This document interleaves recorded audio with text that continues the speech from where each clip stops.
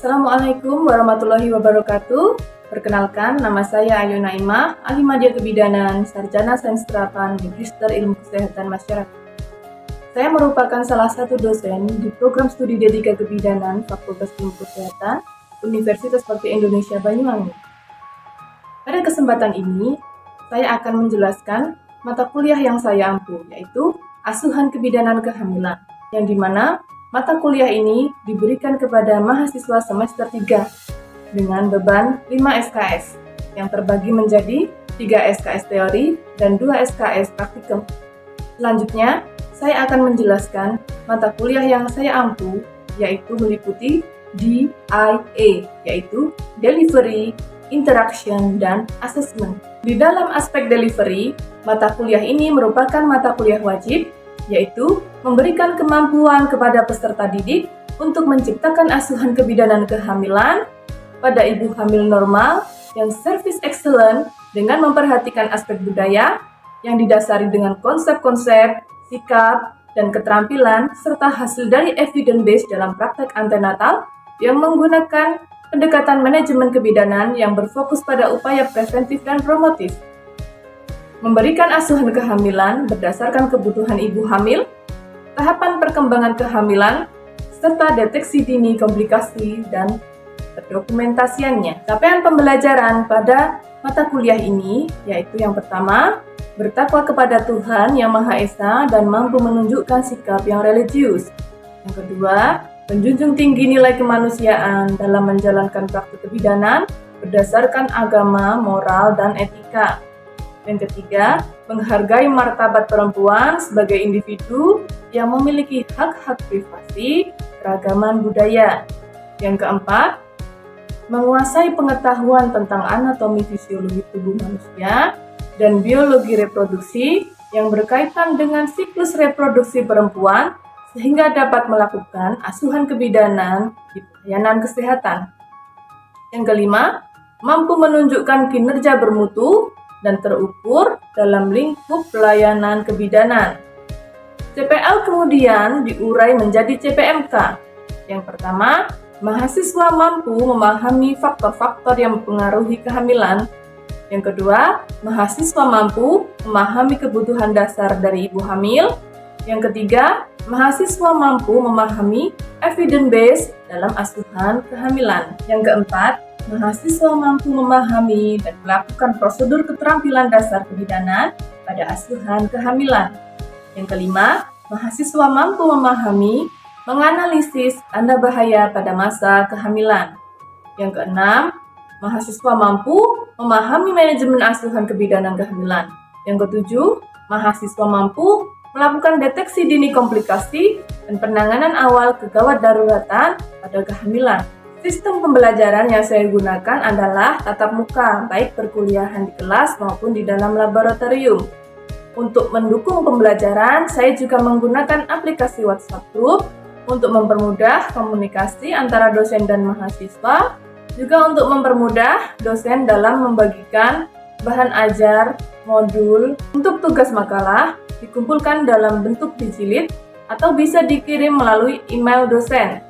Untuk tugas roleplay, biasanya mahasiswa dipersilahkan untuk membuat video dan dikirimkan ke email dosen. Untuk pemberian kuis, biasanya saya langsung memberikan pertanyaan di akhir perkuliahan. Jika mahasiswa bisa menjawab, maka mahasiswa akan mendapatkan poin tambahan. Di fase interaction pada mata kuliah ini, saya menggunakan metode SCL, yaitu Student Center Learning atau disingkat dengan SCL adalah metode pembelajaran yang berfokus untuk meningkatkan serta mengembangkan kemampuan kritis pada peserta didik, sehingga peserta didik mendapatkan porsi untuk lebih aktif dalam proses pembelajaran. Proses pembelajaran pun terjadi secara dua arah. Peserta didik mendapatkan ilmu melalui proses belajar secara individu. Sistem SCL sendiri terdiri dari pembelajaran interaktif, studi kasus, dan pembelajaran kooperatif. Pembelajaran interaktif learning yaitu penyampaian materi oleh dosen dan diselingi dengan pemberian pertanyaan kepada mahasiswa untuk mengetahui sejauh mana mahasiswa berani menyampaikan pendapat. Studi case, yaitu dengan cara mengambil kasus kebidanan, misalnya bagaimana asuhan kebidanan dengan komplikasi. Selanjutnya, metode pembelajaran simulasi, yaitu dengan melakukan role play atau tentang asuhan kebidanan yang diberikan kepada ibu hamil. Pada fase asesmen atau penilaian pada materi asuhan kebidanan kehamilan ini, yaitu UTS 30%, UAS 30%, keaktifan 20%, tugas 20%. Dengan persyaratan ujian, kehadiran 75% sampai 90% boleh mengikuti ujian. Sedangkan kehadiran kurang dari 75%, mahasiswa tidak diperbolehkan mengikuti ujian. Poin-poin penilaian ini sudah saya sampaikan di awal ketika pertama kali masuk semester dalam perjanjian kontrak kuliah. Demikian pemaparan 3 aspek yang saya gunakan dalam proses pembelajaran, yaitu delivery, interaction, dan assessment. Selanjutnya, saya akan menunjukkan video pembelajaran yang ada di kelas secara tatap muka dengan materi deteksi dini komplikasi pada kehamilan. Selamat menyaksikan. Bismillahirrahmanirrahim. Assalamualaikum warahmatullahi wabarakatuh.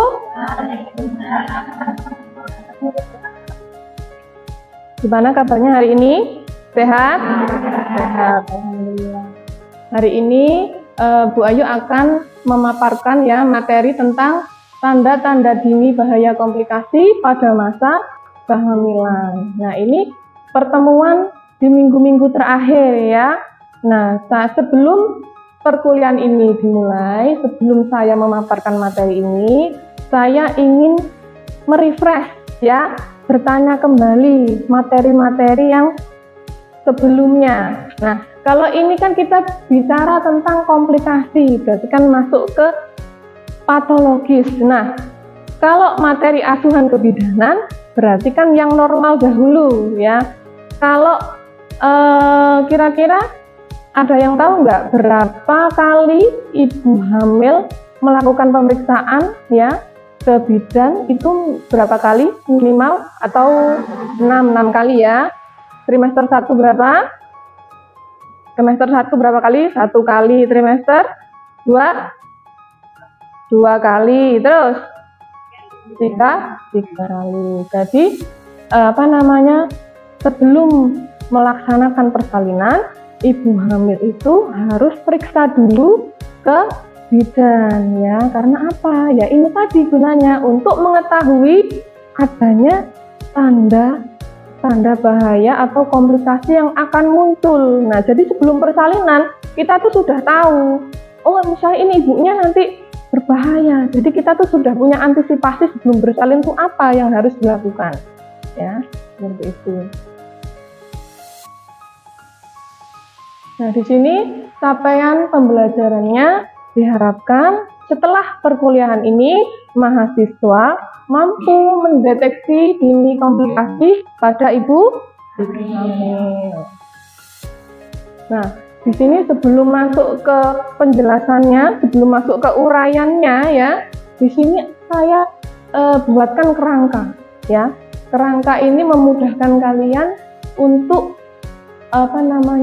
melakukan diagnosa atau mengetahui lebih mudah. Nah, di sini kalau misalnya perdarahan pervaginam pada usia muda ya, pada usia muda itu kalau ringan ya, ringan itu mengarahnya kemana?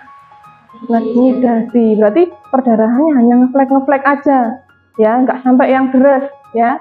Kalau perdarahan pervaginam yang berat ya, terus terjadi kram perut ya, itu arahnya kemana? Ada 3 arahnya ya, ke abortus ya. Abortus itu ada 4 macam ya, abortus imminent, incipient, incomplete, dan komplit. Apa itu Bu?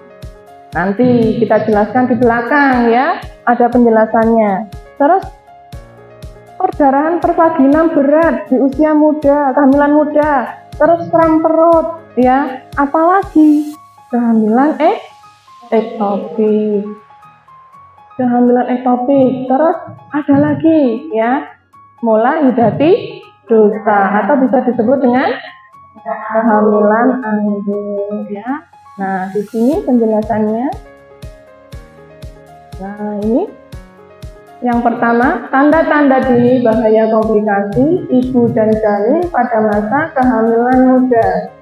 Abortus itu sering disebut dengan keguguran atau early pregnancy loss, didefinisikan sebagai keluarnya produk konsepsi sebelum janin dapat hidup di luar kandungan, yakni pada usia kehamilan kurang dari 20 atau 22 minggu atau jika berat badan janin kurang dari 500 gram. Di sini ada etiologinya ya. Kelainan pertumbuhan hasil konsepsi dapat menyebabkan kematian janin atau cacat ya. Faktor-faktor yang menyebabkan kelainan dalam pertumbuhan ialah sebagai berikut. Lingkungan kurang sempurna, pengaruh dari luar. Kira-kira ini contohnya seperti apa? Ada yang tahu? Lingkungan kurang sempurna, pengaruh dari luar. Berarti apa? Dari apa kira-kira? Kotor ya, dari sanitasinya ya. Bisa jadi terus rumahnya kotor, sanitasinya kurang bagus ya, sehingga banyak virus-virus yang masuk. Terus kelainan pada plasenta. Kelainan pada plasenta. Kira-kira plasenta yang seperti apa yang bisa mengakibatkan abortus? Ada yang tahu? Plasenta? Yang kurang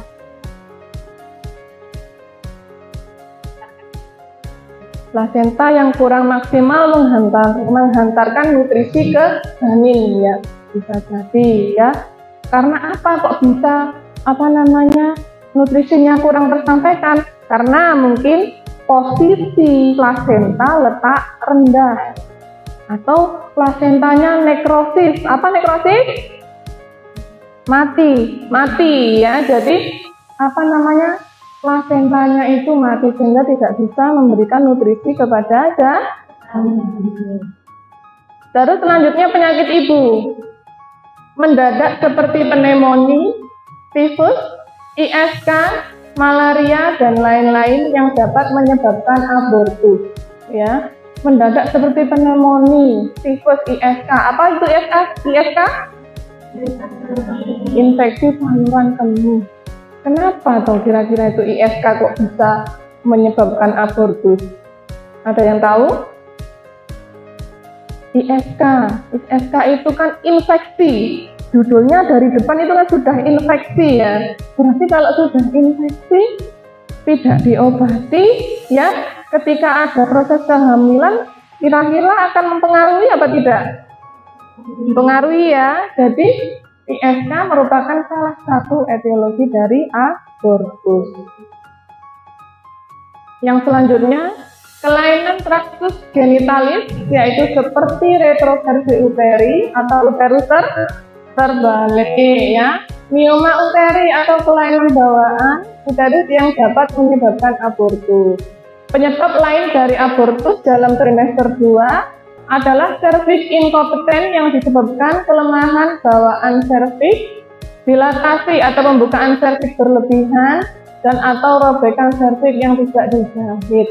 Jadi hati-hati ya, ketika ibu pernah bersalin ya, terus ternyata ketika bersalin itu dari luar itu robekannya hanya sedikit, misalnya derajat 1, tak dijahit nih sama bidannya karena hanya sedikit aja, tidak begitu menimbulkan perdarahan, dibiarkan tidak dijahit, padahal di dalamnya serviksnya juga robek. Nah, itu jika tidak dijahit maka akan terjadi abortus ya, kemungkinan abortus pada kehamilan selanjutnya.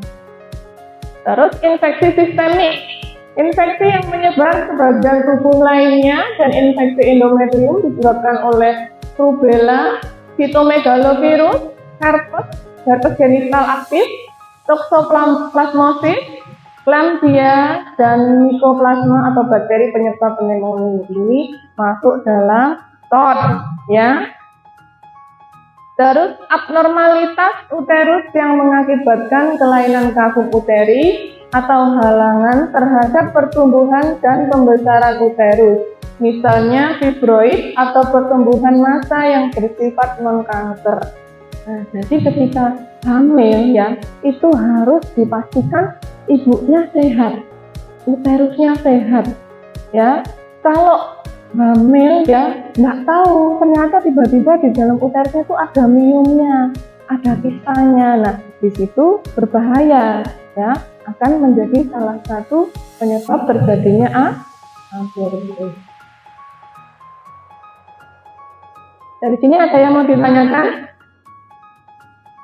Ada? Belum ada? Kecepatan? Enggak, bisa dipahami ya? Di sini kita lanjutkan yaitu tentang patofisiologi dari abortus ya. Pada awal abortus terjadi perdarahan dalam desidua basalis ya, terletak di antara hasil konsepsi dan dinding rahim tempat terjadinya plasentasi. Diikuti oleh nekrosis. Apa tadi nekrosis? Apa plasentanya? Mati ya. Diikuti nekrosis jaringan yang menyebabkan hasil konsepsi terlepas dan dianggap benda asing dalam uterus, sehingga menyebabkan uterus berkontraksi untuk mengeluarkan benda asing tersebut ya.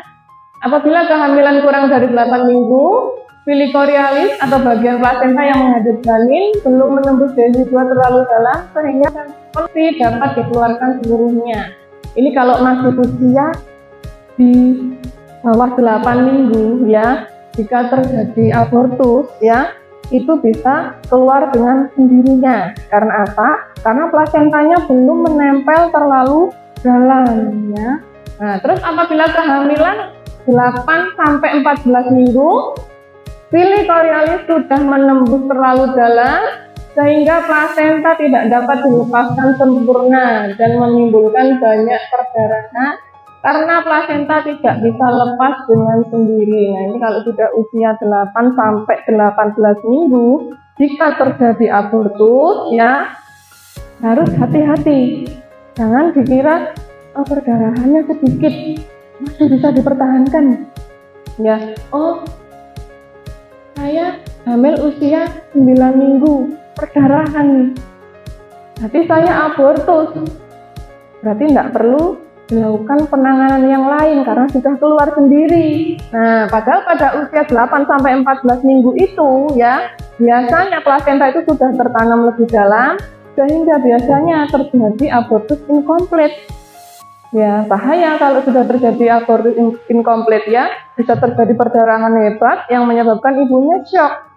Ya, tuh. Terus perdarahan tidak banyak jika plasenta lengkap. Jadi jika plasentanya keluar semua, pasti perdarahannya juga tidak banyak ya. Ada yang tanyakan sampai sini? Belum?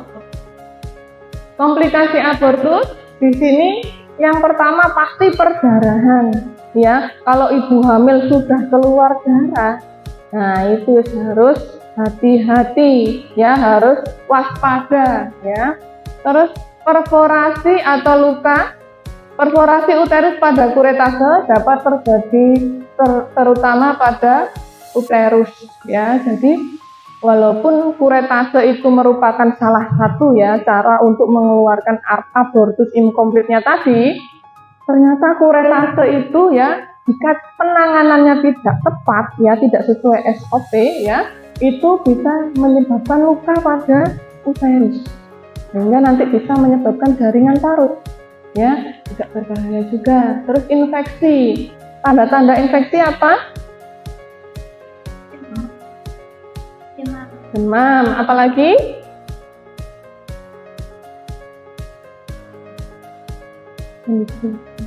Warna merah. Ya, salah satunya itu ya tanda-tanda infeksi, ibunya panas ya, tiba-tiba badannya menggigil ya. Terus apa namanya? Lemes, utek ya. Nah, itu tanda-tanda infeksi. Terus dilanjutkan kalau sudah infeksi, nanti larinya kemana kalau tidak ditangani? Shock, ya. Kalau shock, ibunya wis bahaya itu, kesadaran sudah menurun, ya. Bisa jadi karena sudah terlalu banyak perdarahan, ya. Akhirnya perlu transfusi darah.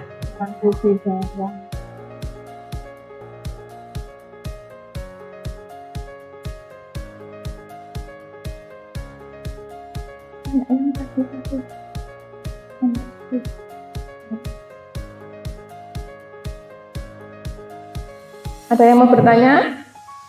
Ya, oke. Bagaimana kita bisa mendeteksi secara dini komplikasi ibu hamil jika ibu hamil itu tidak pernah Oke, bagus sekali pertanyaannya. Bagaimana Bu kita itu bisa mendeteksi ya kalau ternyata ibu hamilnya itu nggak pernah datang ke rumah bidan ya. Kasus seperti ini banyak sekali di daerah-daerah. Misalnya ini ibu hamil, dia sudah grande ya, malu karena usianya tua ya, terus grande sudah berkali-kali bersalin, anaknya sudah banyak, sehingga kalau hamil itu disembunyikan ya, biar orang lain tuh tidak tahu. Padahal kalau usia sudah tua ya, sudah grande itu kan sudah termasuk resiko tinggi ya, usia tua. Nah, bagaimana Bu kita bisa mendeteksi? Nah, bidan itu kan tugasnya tidak hanya di Puskesmas, tidak hanya diam di PMD-nya. Nah, kalau ada ibu hamil di suatu wilayah tempat kita kerja atau tempat bidan kerja, ya itu menjadi tanggung jawab bidan. Ya, bidan itu keliling. Kalau sore itu datang keliling, dikelilingi ya daerahnya, di mana ada ibu hamil, di mana ada ibu ada balita ya. Biasanya kalau ada ibu hamil itu di pintu rumahnya itu ditempeli kartu identitas bahwa di situ tuh ada ibu hamil. Nah, kalau ibu hamilnya nggak mau datang periksa ke BPM atau ke PMB ya bidannya yang datang. Karena apa? Karena jika sesuatu terjadi pada ibu hamil tersebut, misalnya nih jangan sampai ya tiba-tiba kok terjadi pendarahan, tidak ada yang tahu. Nah, itu nanti yang kena bidannya, kena audit ya. Jadi harus bidannya yang lincah. Nah, tapi karena sekarang karena sudah berkembangnya zaman ya, terkadang konsultasi itu bisa lewat WhatsApp. Ya, jadi enggak perlu datang ya, bidannya enggak perlu keliling, itu kan bidan punya organisasi kan ya. Jadi juga ada ibu-ibu ibu-ibu kader, jadi pasti nanti ada laporan dari ibu-ibu kader tersebut bahwa di sini loh ada ibu hamil Bu, di sini ibu hamilnya resiko tinggi, jadi kita harus pantau ya, jadi jangan sampai lepas. Masih ada yang bertanya lagi? Sudah paham ya? Karena sudah tidak ada yang bertanya, saya rasa mahasiswa juga sudah paham, kita sudah tanya jawab, interaksi ya, diskusi juga, ya, materi sudah selesai. Saya akhiri pertemuan kali ini. Semoga materi hari ini bermanfaat. Amin. Saya akhiri. Wassalamualaikum warahmatullahi wabarakatuh. Demikian video pengajaran yang saya buat. Semoga bermanfaat. Terima kasih. Wassalamualaikum warahmatullahi wabarakatuh.